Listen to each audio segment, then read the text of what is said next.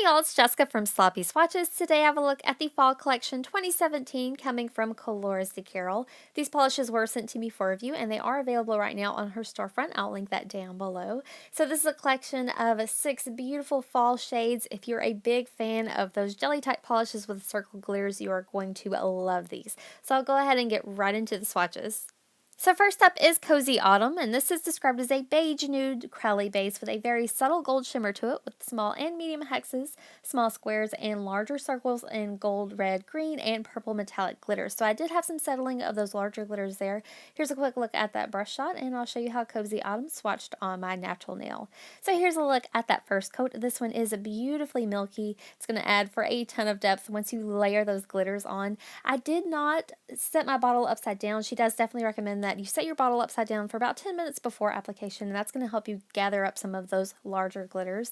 Unfortunately, these have been on my swatch queue for just a little bit, so I did have some settling there. Definitely can be fixed with just a quick shake or just turning them upside down. So you can see there that second coat pretty much brought this one to full coverage. I wanted to get a little bit more glitter on the nails though, so I did opt to go in for a third. I really like this look at either 2 or 3 coats, so I think it's definitely going to be just personal preference. So here's a look at that completed mani at 3 coats before a glossy top coat underneath artificial lighting, and this is a swatch photo at an angle in the shade because of the sun. I swear, like the only rain cloud in my town was right over our house. So next up is Jelly Candy Apple, and this is one of my top picks of this collection. It's described as a vibrant red jelly with metallic glitters in small squares, small and medium hexes, and those medium and large circles, which I'm absolutely in love with. So there's a quick look at that brush shot, and then I'll show you how Jelly Candy Apple swatched on my natural nail. So this is definitely more of a jelly formula. It's going to help you add depth again with those larger glitters. So this first coat was a little bit sheer, but really vibrant, really popping. I did still have a good bit of nail line, so I did go ahead and turn my bottle upside down a little bit, and that did help me catch more of those glitters. The second coat deepens up the finish, adds more glitter, but it's still pretty sheer, so I'll go ahead and let that dry and then show you how it applied with my third and final coat. You don't so much have to fish for the larger glitters in this one, but you do have to get a nice dip. It has to be right there towards the top and just a dip in, and then I was able to apply it with a brush, no problem. So here's a quick look at that completed mani at 3 coats before a glossy top coat underneath artificial lighting, and this is my final swatch photo at an angle again in that shade.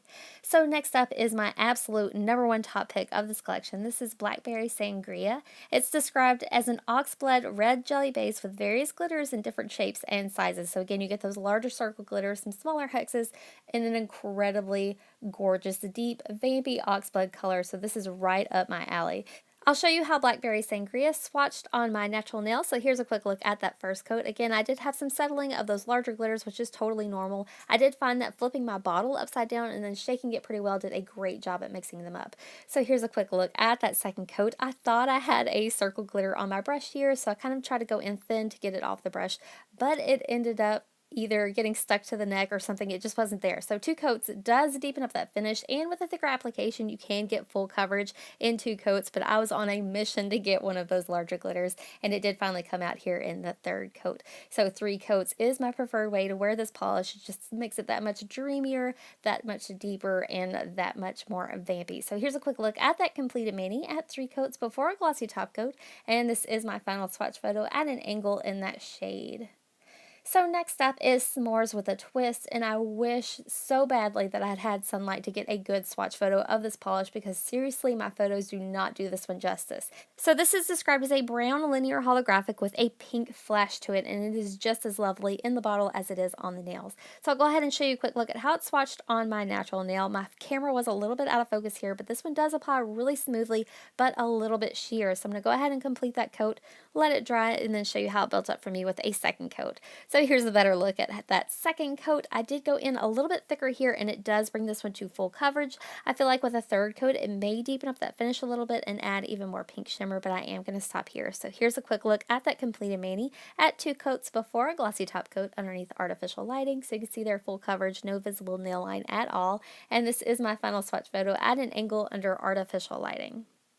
So next up is Bountiful, and this is described as a dark indigo jelly base with metallic glitters in those different sizes, shapes, and colors of tiny squares and hexes, medium-sized squares and hexes, and electric blue microflakes, as well as those gorgeous large metallic glitters. So you can see I did have a little bit of settling of those larger glitters in this bottle. I'm going to go ahead and show you how to apply it before shaking it. This was one of the first polishes that I swatched in this collection, so they did kind of stick to the bottom a little bit. So here's a quick look at Bountiful at the first coat. It did apply a little bit streaky. I honestly wish that I had spent a little bit more time and made sure my bottle was upside down so I didn't have to fish for any of those glitters. However, here's a look at that second coat. It does deepen up that finish. I can still see a little bit of nail lines. I'm going to go ahead and show you how it applies with a third coat. So here's a look at my third and final coat, and this polish is gorgeous even without any of those glitters. So if you don't feel like fishing for them, or if you forget that you need to turn your bottle upside down or anything like that, these are still all really beautiful polishes. So this is my final swatch photo at an angle under that artificial lighting. So lastly today I have I Fall for Pumpkins, and this is the glitter topper of the collection. Unfortunately it's not on the website right now, but if you see it anywhere in a restock or a destash, you'll know what it looks like on the nails. So this has in a multitude of different colored and sizes glitters in a clear jelly base. I'm going to go ahead and show you how it applies over Zoya's Louise. So this is a kind of warm brown tone. I feel like this feels very Thanksgiving and just super fall, and I really loved this combination. So one coat made for a perfect topper thickness. If you wanted to go in for a second coat, I think that would add even more glitters and would be a totally different look. But I think I like it either way. So here's a quick look at that completed mani at one coat over that Zoya Louise. And this is my final swatch photo at an angle in that indirect lighting. So that does wrap up my swatch and review of the fall 2017 collection. I would love to know which ones are your guys' favorites. I can't get over the jelly and large circle combination. I will just never be over that. So if you'd like to see more photos, I do have those available on my blog at Sloppy Swatches, or you can also follow me on Instagram at Sloppy Swatches. So thanks so much for watching, guys. See you next time.